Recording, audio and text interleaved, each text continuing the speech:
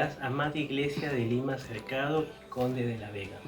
Es un gozo esta mañana poder saludar a cada uno de ustedes en lo que será este domingo, Día del Señor, en el cual celebramos y adoramos su santo nombre a lo largo de nuestros servicios. Así que no podemos iniciar este tiempo si antes no meditamos en la palabra del Señor. Así que allí donde se encuentra, amado hermano, hermana, le pido que me acompañe buscando el Salmo 125, versículo 1 y versículo 2. Dos versículos muy pertinentes en medio del contexto que estamos pasando. Así dice la palabra del Señor. Los que confían en Jehová son como el monte de Sión, que no se mueve, sino que permanece para siempre. Como Jerusalén tiene montes alrededor de ella, así Jehová está alrededor de su pueblo, desde ahora y para siempre. Quizás esta ha sido una semana dura de malas noticias para muchos de nosotros, pero qué bueno recordar estos dos versículos antes de empezar este servicio, de los cuales nos hablan por un lado de la fe que tenemos que tener en el Señor, pero también la promesa de parte de Él, que promete estar con nosotros, su pueblo, su iglesia, desde ahora, cada día y para siempre. Así que, ¿qué le parece, amado hermano, si antes de iniciar este tiempo oramos a nuestro Dios? Le pido que me acompañe desde el lugar que usted se encuentre. Amado y santo Dios, esta mañana te damos gracias, Padre, por este tiempo precioso que podemos celebrar como tu iglesia, Señor, en el cual cantamos, en el cual nos gozamos, alabamos, recibimos tu mensaje en nuestro corazón, Señor, y rogamos que tú tomes el control de todo este tiempo y que a través de cada parte de este servicio, Señor, tu nombre sea glorificado y exaltado. Habla a cada uno de nosotros, Señor, según las necesidades que estemos pasando. Bendito seas, Dios, te damos gracias por este tiempo, en el nombre y por los méritos de Cristo Jesús. Amén y amén. Amados hermanos, ahora les invito a que juntos podamos cantar y adorar a nuestro Dios. Adoremos.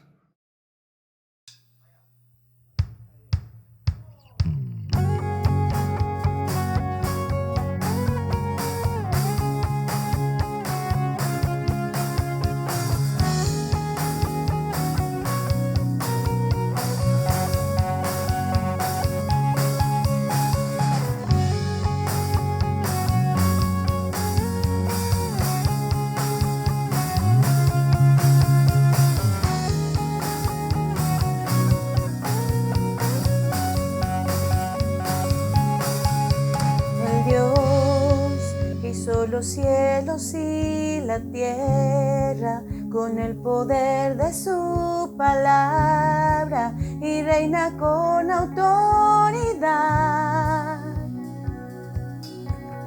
El Dios que aún los vientos le obedecen, una palabra es suficiente para los muertos levantar. Nadie es como Él, oh gran yo soy. Tú eres el Dios que adoramos, todopoderoso y soberano, grande en misericordia y poder para salvar. Tú eres el Dios que adoramos, quien derrotó la muerte y el pecado, glorioso Redentor y Rey, te adoramos.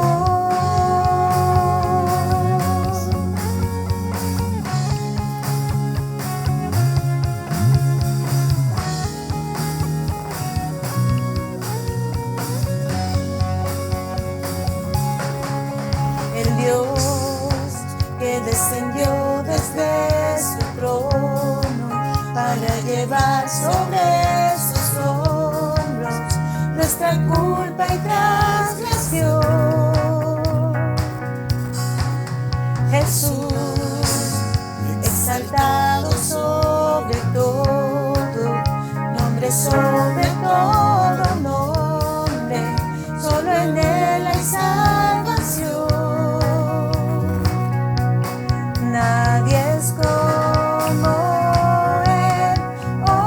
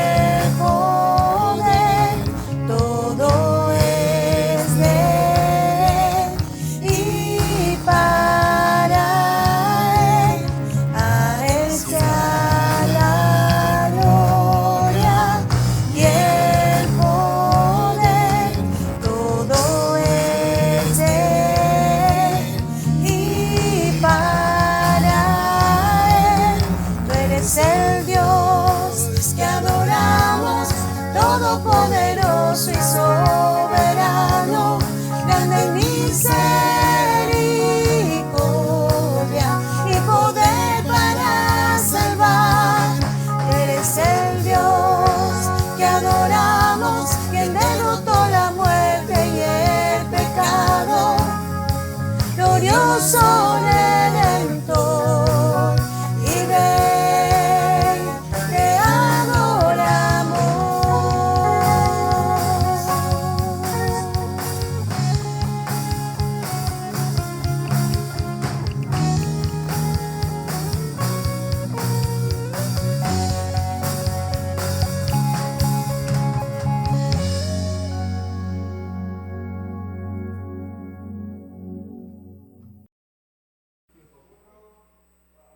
Así es, hermanos, alabemos a nuestro Dios, nuestro grandísimo Señor, y digamos, Hosana a nuestro Rey.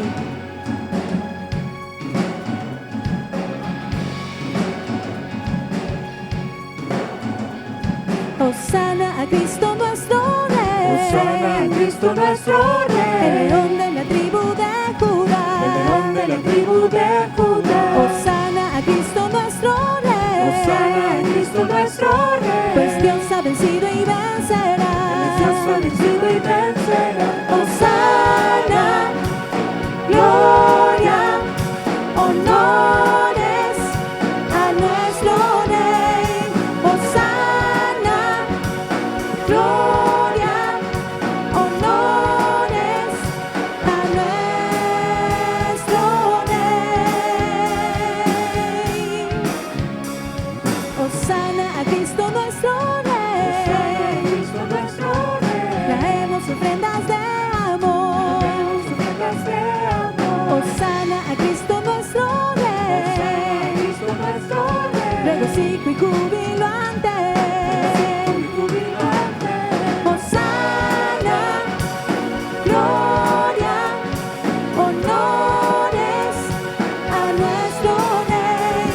Hosana, gloria, honores a nuestro Rey. Hosana a Cristo nuestro Rey, el león de la tribu de Judá. Hosana a Cristo nuestro Rey, pues Dios ha vencido y vencerá. Hosana, gloria, honores a nuestro Rey. Hosana, gloria, honores a nuestro Rey.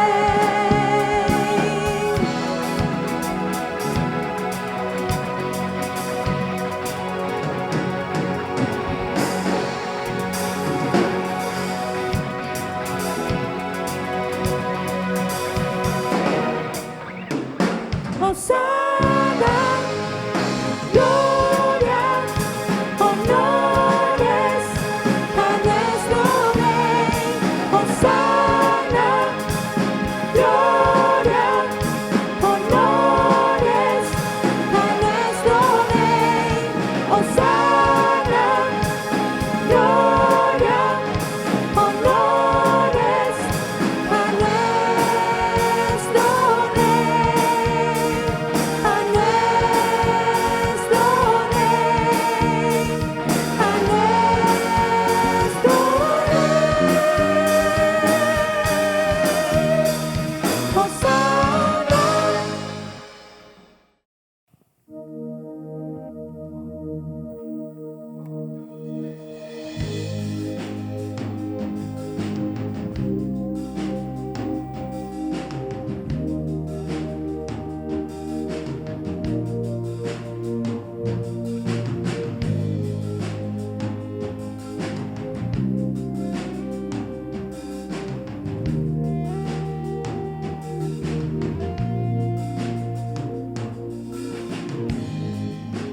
Desolados ya no más,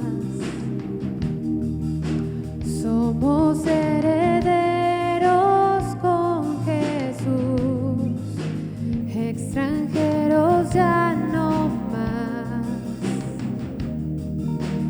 Ahora somos hijos por la cruz.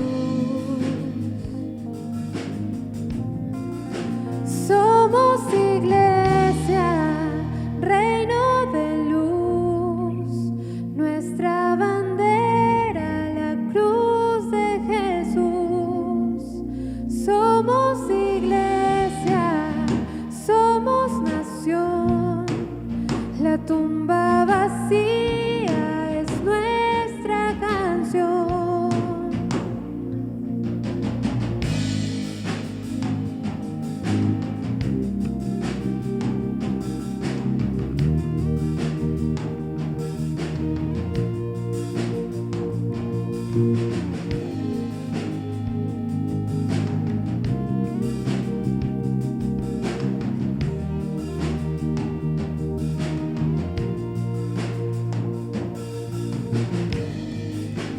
Extraviados ya no más, nos llamas de vuelta a nuestro hogar. Separados ya no más, siempre a nuestro lado tú estás. Somos iglesia, reino de luz, nuestra bandera, la cruz de Jesús. Somos iglesia, somos nación, la tumba vacía es nuestra canción. Somos iglesia, reino de luz, nuestra bandera, la cruz de Jesús. Somos iglesia, somos nación, la tumba vacía es nuestra canción. La tumba vacía es nuestra canción. Vivo estás en gloria y honor, reinas en victoria, Señor. Nuestro ser entona a una voz: Cristo eres Dios, Cristo eres Dios.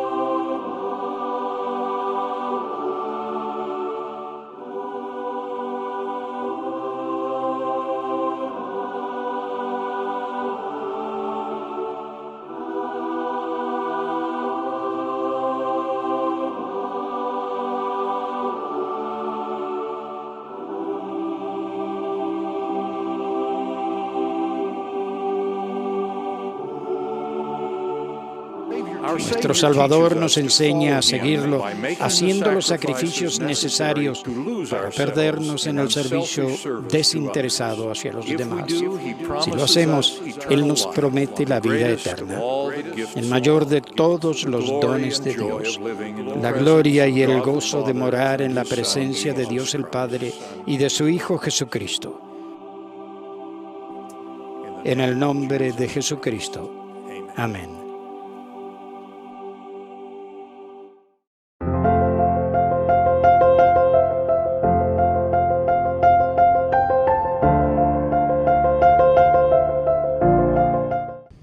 Amada Iglesia del Señor, reciba a la distancia un caluroso y afectuoso saludo fraternal en el nombre del Señor. Qué bueno poder ser parte de este tiempo alabando al Señor y proclamando su grandeza. Nadie como nuestro Dios.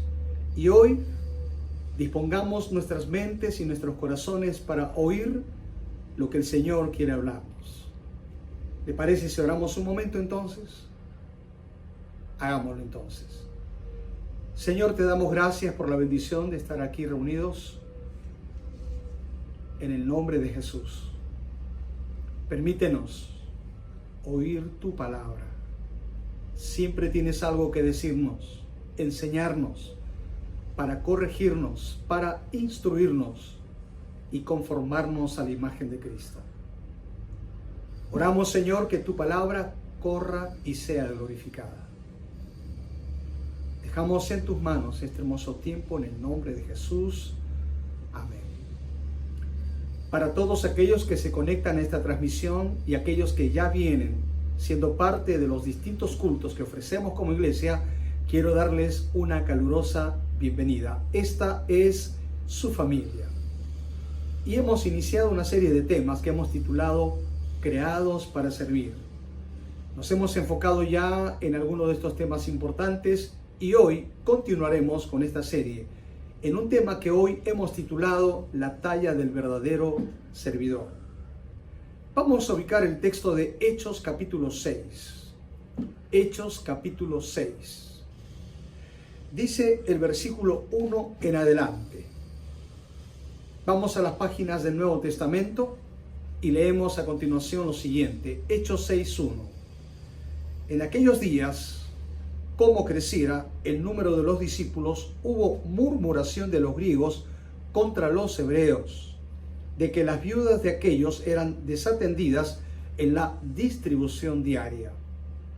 Entonces los 12 convocaron a la multitud de los discípulos y dijeron: no es justo que nosotros dejemos la palabra de Dios para servir a las mesas. Buscad pues, hermanos, de entre vosotros a 7 varones de buen testimonio, llenos del Espíritu Santo y de sabiduría, a quienes encarguemos este trabajo. Y nosotros persistiremos en la oración y en el ministerio de la palabra.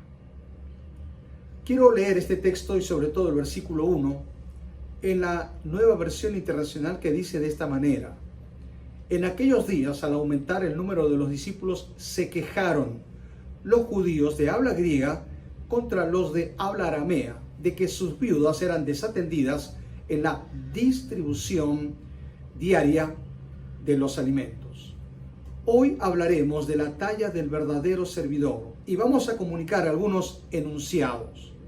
El primero de ellos es que la talla de un verdadero servidor se ve frente a la necesidad. Cuando nosotros leemos las características iniciales en la vida del primer siglo, como los milagros, su forma de compartir, la generosidad, el compañerismo y otros elementos más, quizá hubiéramos deseado haber sido parte de una iglesia que podríamos llamar una iglesia perfecta. Pero bien sabemos que no existe la iglesia perfecta, pues aún la iglesia en sus inicios tuvo problemas como hoy también lo tenemos. De manera que no pretendamos buscar a la iglesia perfecta aquí en la tierra, porque no la hay. Solo ocurrirá esto cuando Cristo venga por su esposa, su iglesia, en su segunda venida. Para algunos estudiosos de las Escrituras, este momento en la vida de la iglesia naciente se da precisamente con la aparición de problemas. Y como dijera un predicador de antaño, era un santo problema, pues la discordia entre los judíos de habla griega y los de habla aramea se está entretejiendo en medio del crecimiento de la iglesia, porque aquí se dice que aumentaba el número de los discípulos. Una situación de tensión está creándose entre ambos grupos. Era puntualmente que las viudas de los judíos de influencia griega no estaban siendo atendidas en sus distintas necesidades. No tenemos mucha información acerca de distinguir cómo se generó dicho problema y quiénes fueron los responsables directos de tal situación. Seguramente discusiones que iban de un lado hacia otro, palabras que también se entrecruzaban entre ellos, unos enojados contra otros, y la discordia estaba cada vez más en ebullición. Lo cierto es que había culpa en ambas partes. Los de habla aramea seguramente se verían con mayor derecho a ser atendidos, y los griegos seguramente estaban exagerando algo de la nota. De esta manera encontramos que al interior de la iglesia hubo murmuración de los griegos contra los hebreos. La traducción castellana para murmuración usa la palabra chismoso. Los chismes comenzaron a correr, unos hablando mal de los otros. Aún más, la palabra hebrea significa difamador o llevador de cuentos. Lo interesante del caso es que el diccionario define la palabra murmuración como hablar entre dientes manifestando queja o disgusto hacia algo o una persona. También el diccionario define esto como hablar mal de alguien y a sus espaldas. Y por supuesto, una más diría que es una conversación en perjuicio de otra persona que está ausente. Si nosotros tuviéramos que tomar y considerar la palabra murmuración a la luz de este libro, diríamos que entre unos y otros se estaba levantando chismes, se estaban difamando, entre dientes estaban quejándose por el disgusto que había, estaban hablando mal los unos de los otros y había una conversación que era nociva. Todos debemos de saber que la murmuración no le hace bien a nadie. No es una buena señal de salud, ni espiritual, ni es una buena señal de salud concerniente a la unidad, ni para las familias, ni para las sociedades, ni para la iglesia. Cuando miramos hacia atrás, hacia la historia del pueblo de Israel en la antigüedad, encontramos que el fracaso del pueblo de Israel de manera constante se debió al descontento que más tarde derivó en la murmuración. Notamos una sucesión de hechos. Hay murmuración concerniente a Dios. Sí, murmuraron de Dios, se quejaron de que Dios los había sacado para matarlos de hambre en el desierto. Murmuraron de los líderes como Moisés y Aarón. Todo esto contaminó al pueblo. Y por supuesto, por esta actitud y posición, muchos de ellos, para ser exactos, la primera generación no entró a la tierra prometida. La murmuración, tarde o temprano, nos pasa la factura. Cuando hablamos mal de alguien, cuando damos lugar a los chismes, tarde o temprano eso daña. Se cuenta entonces en cierto lugar que una iglesia llamó a un nuevo pastor. Había por allí una señora a quien le gustaba el chisme y la murmuración. Y más tarde fue a la casa de la vecina a hacer comentarios indebidos, diciéndole: la esposa del pastor fue a la reunión. El pastor entró enojado. Sí, y allí en la sala estaba enojado, molesto, y la sacó de allí sin decir absolutamente nada. Y esto comenzó a correr entre muchas personas, que el pastor había llegado con una actitud de enojo, sacando a la esposa raudamente de la reunión, enojado y todo esto. Poco después el pastor tuvo que aclarar la situación diciendo: hay 4 cosas que quisiera decir sobre este incidente. En primer lugar, nunca procedí tan groseramente con una dama y menos con mi esposa. En segundo lugar, nadie en la reunión vio que yo hiciera tal cosa. En tercer lugar, mi esposa nunca concurrió a esa reunión. Y en cuarto lugar, ni siquiera tengo esposa. se trataba de otra señora que tuvo que salir rápidamente por sus ocupaciones antes de que terminara la reunión.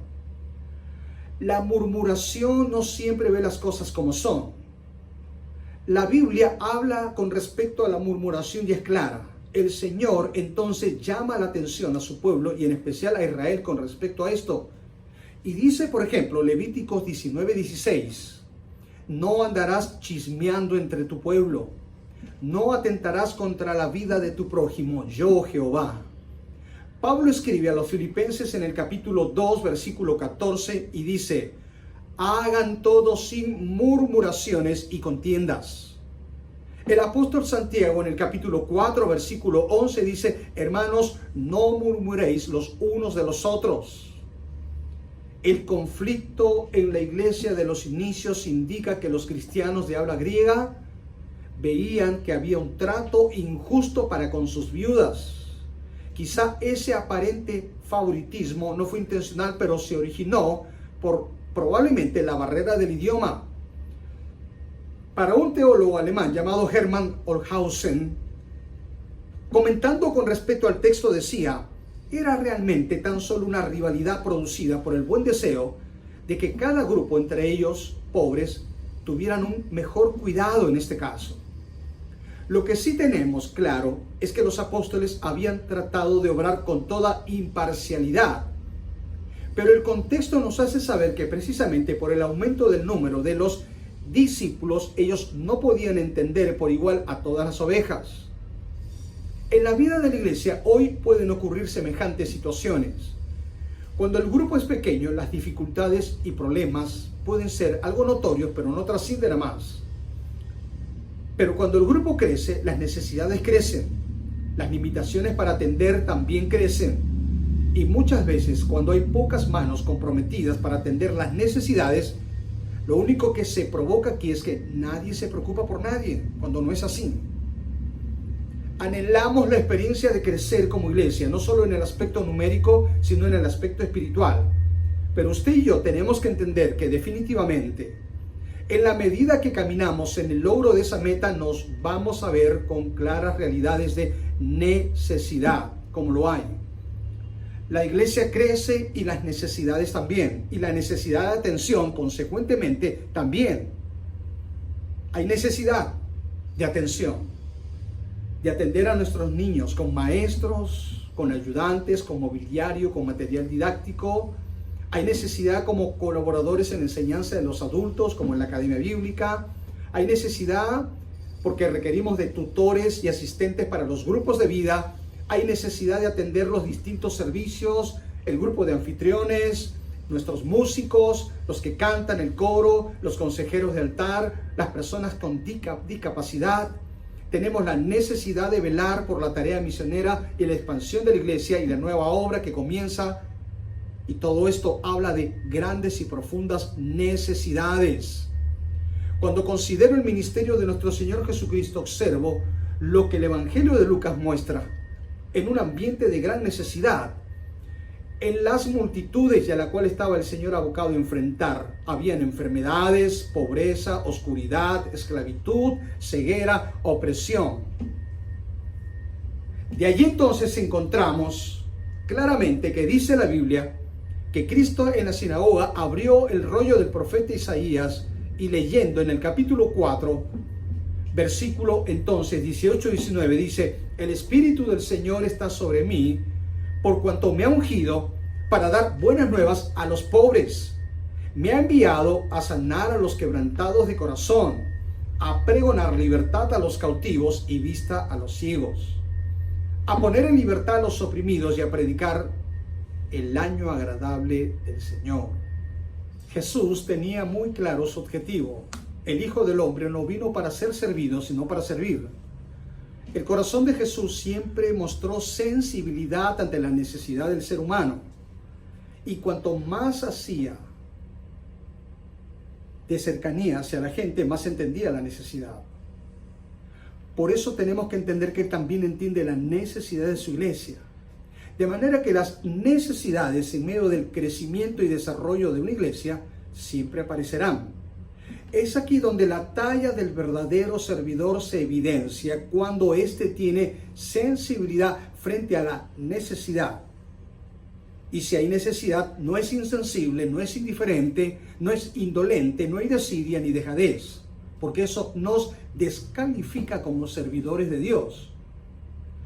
La talla de un verdadero servidor se ve como considerando este primer elemento en el hecho de que actúa frente a la necesidad. Pero en segundo lugar, la talla del verdadero servidor se ve frente a la oportunidad.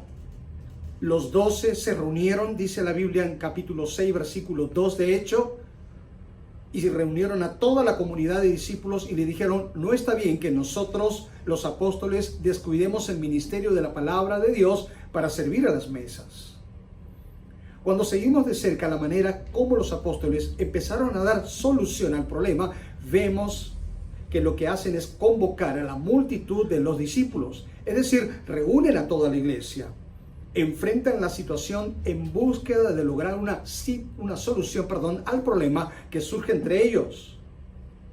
Creo que cuando aparecen los problemas, debemos no solamente ver la situación como un impasse, sino ver la realidad como una oportunidad de servir y dar solución a las necesidades. La talla del verdadero servidor se ve frente a las oportunidades o necesidades. Los apóstoles no tomaron la decisión sin tener en cuenta a la iglesia, ni pretendieron dar una solución solos. En este caso, no. Aquí observamos que al hacer un llamado al resto de discípulos, están permitiendo que no solamente se vean como parte de un problema, sino que también sepan que ellos son parte de una solución. Muchas veces en la vida de la iglesia encontramos que hay quienes suelen identificar las necesidades y los problemas que se originan a razón de estas y luchan para ser parte de una salida o solución. Pero hay otros en quienes les ocurre todo lo contrario, y lo que hacen es solo criticar, murmurar, quejarse y esperar que otros hagan lo que deben hacer. Como miembros de la Iglesia del Señor debemos ser parte de la solución y no parte del problema. Los verdaderos servidores ven en las necesidades y en los problemas una oportunidad para dar salidas, para proveer respuestas y buscar soluciones. El extinto presidente de los Estados Unidos, John F. Kennedy, dirigiéndose a su nación, dijo esto: no te preguntes qué puede hacer tu país por ti. Pregúntate qué puedes hacer tú por tu país. Vamos a trasladar el mismo principio, ¿verdad?, a la iglesia. Estamos esperando tantas veces que otros hagan algo por nosotros. Pero ¿qué estamos haciendo nosotros por la iglesia de Cristo? Lo alentador y a la vez desafiante es que encontramos aquellas escrituras que dice bien en el libro de Efesios capítulo 2 versículo 10: porque somos hechura de Dios, creados en Cristo Jesús para buenas obras, la cual Dios preparó de antemano a fin de que las pongamos en práctica. Dios espera de nosotros que seamos parte de toda buena obra. ¿Cómo? A través del servicio. Demos la talla de verdaderos servidores. De esta forma el ministerio, que es el ámbito en el cual Dios espera que le sirvamos, se constituye en una oportunidad para llevar adelante la función para lo cual usted y yo fuimos diseñados.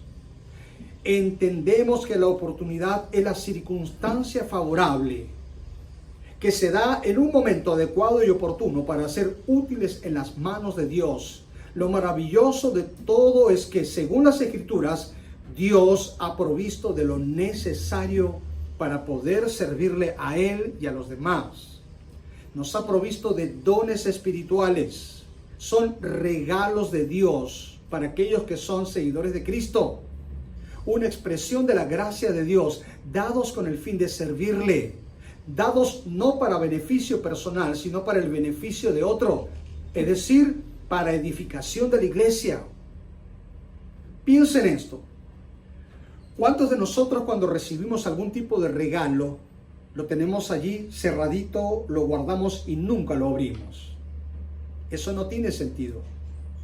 Si usted recibe un regalo, lo primero que hace es abrirlo y saber en qué consiste el regalo. Y luego para usarlo.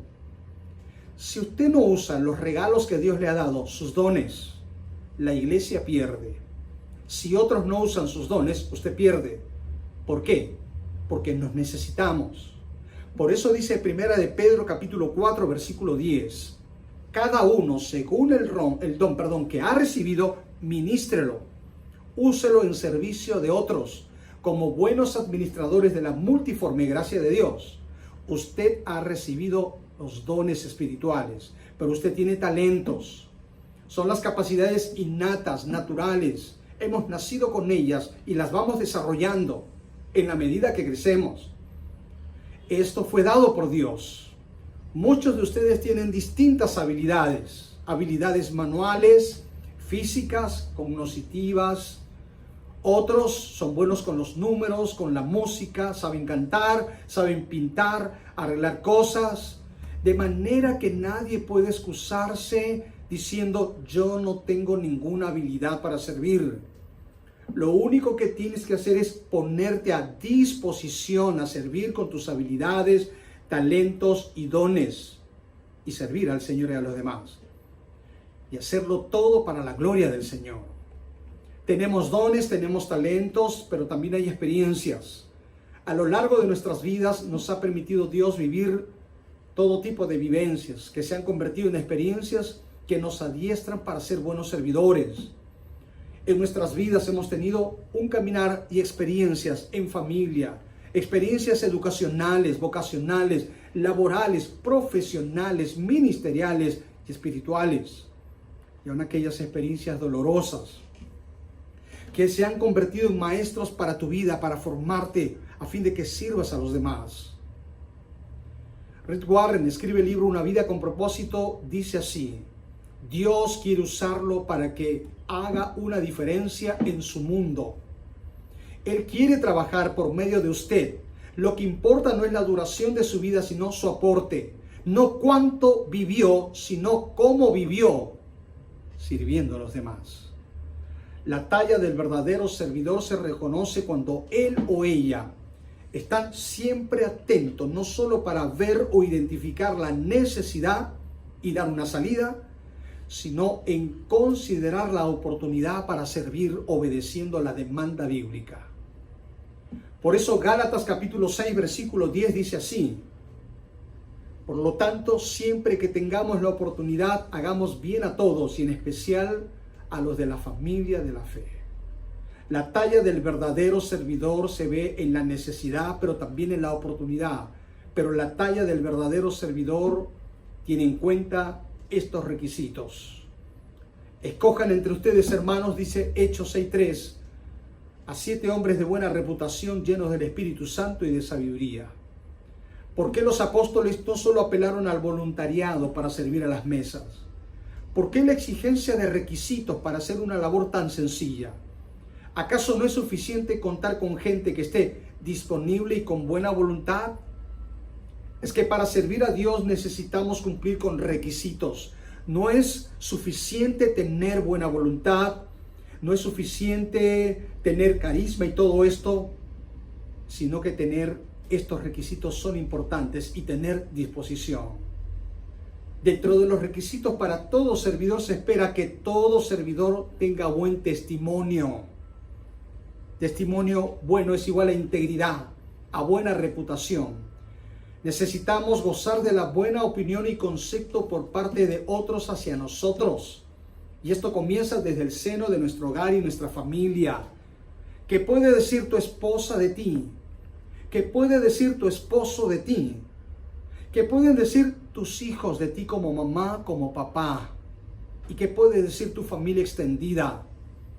¿Qué puede decir nuestro vecindario, la gente que trabaja con nosotros, que estudia con nosotros con respecto a nuestro testimonio? ¿Es bueno o dejamos mucho que hablar?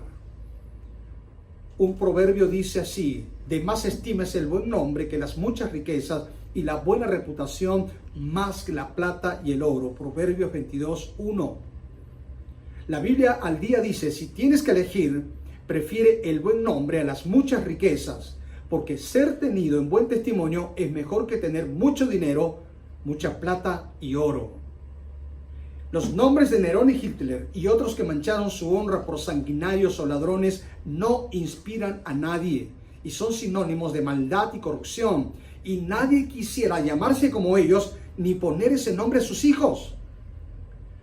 Muchos utilizan nombres bíblicos para su descendencia porque no solo emulan a estos personajes, sino que desean que su descendencia tenga buen nombre.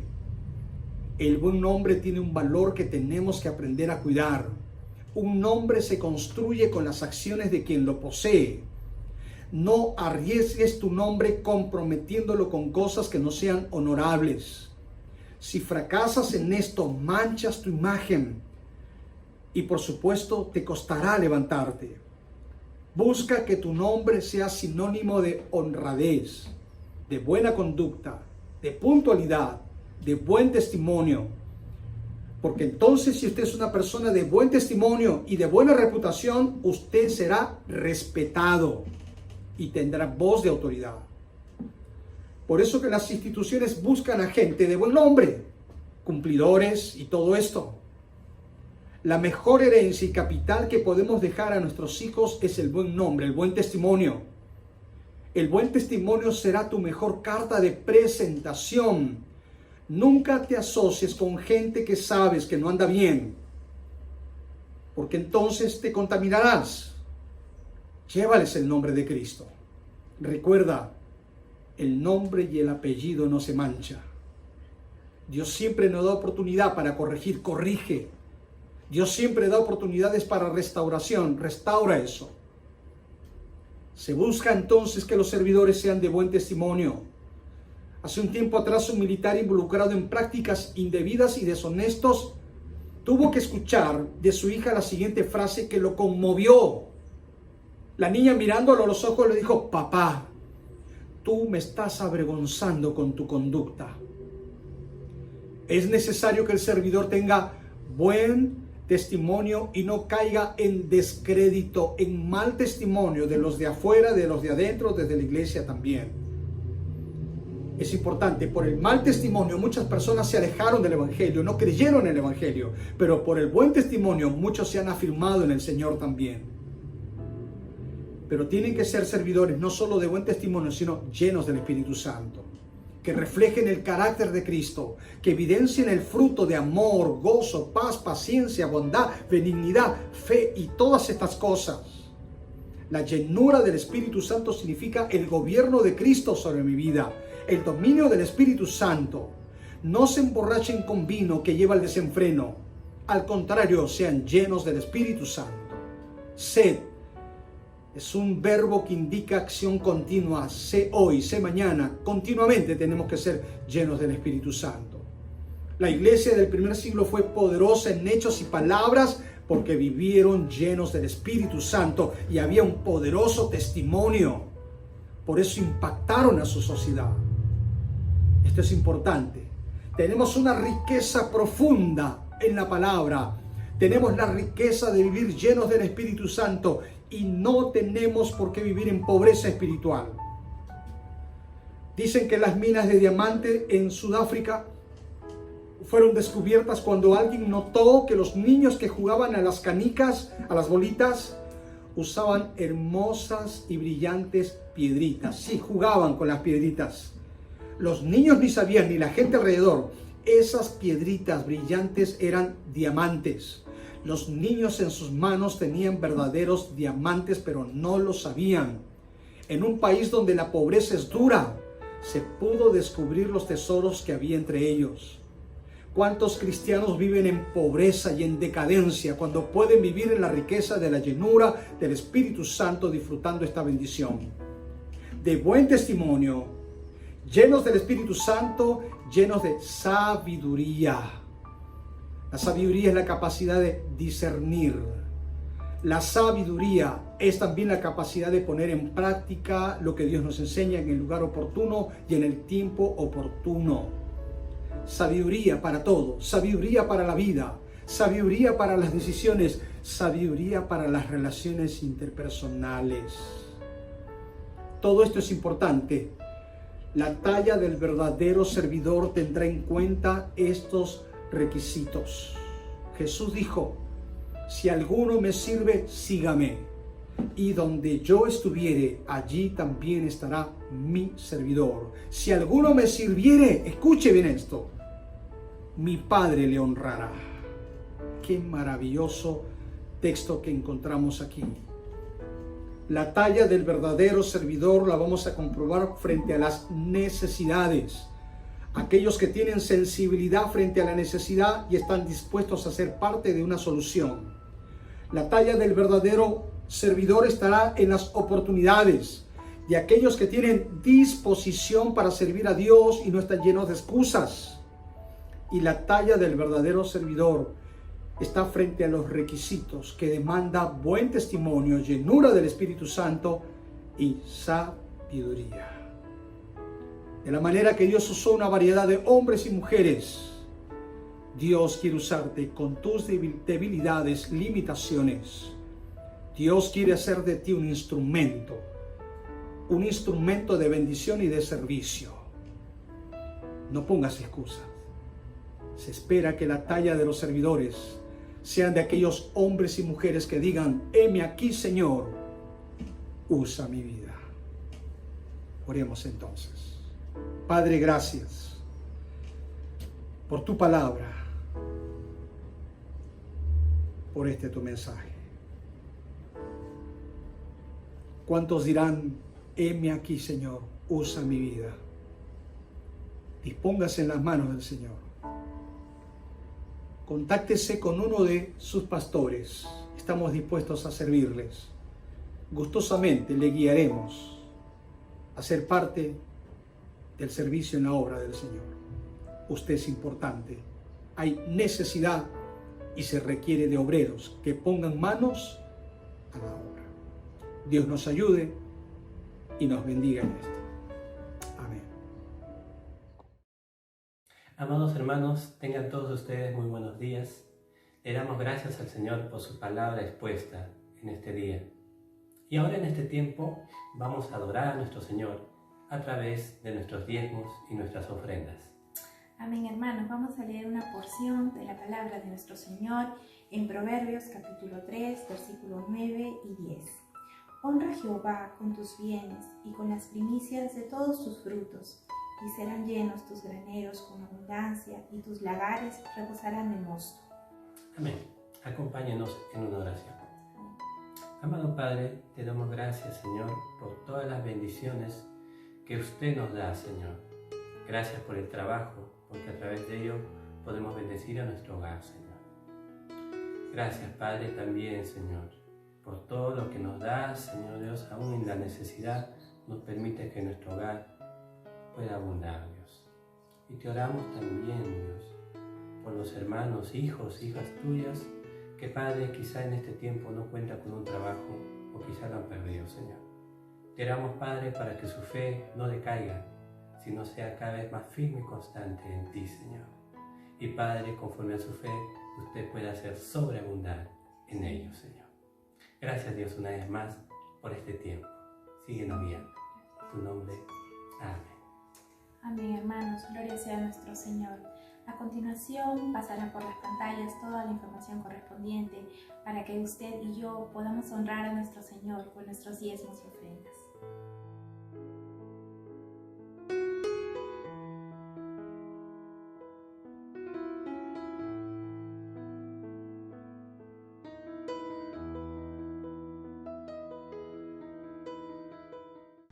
Damos gracias a Dios por su palabra oída esta mañana.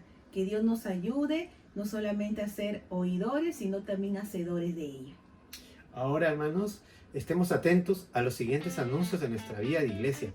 Tome nota y no se olvide de poder involucrarse en nuestras actividades para también tener un tiempo especial con nuestro Señor. Esté atento, no se pierda estos anuncios.